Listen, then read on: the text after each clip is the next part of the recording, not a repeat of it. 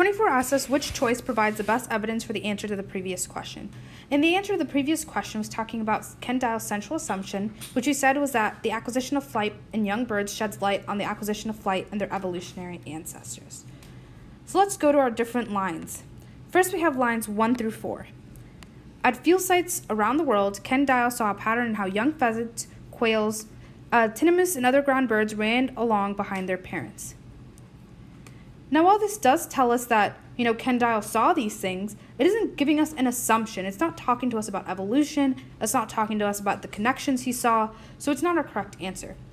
Now, if we look at lines 6 through 11, answer choice B, we have, so when a group of graduate students challenged him to come up with the new data on the age-old ground-up tree-down debate, he designed a project to see what clues might lie in how baby green birds learn to fly. So here he talks about both the evolutionary debate and how he thought clues would be in how baby game birds learned how to fly, which was his main assumption that we described in the previous sentence. Now let's keep going anyways. We have lines 16 to 19, which is when the cowboy stopped by to see how things were going, Ken showed him his nice tiny laboratory setup and explained how the bird's first hops and flights would be measured.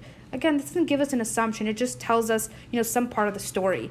And here, 23 to 24, answer choice D says, at first it seemed unnatural. Ground birds don't like the ground. Well, this isn't an initial assumption that Ken Dial made, and it wasn't the whole point of his experiment.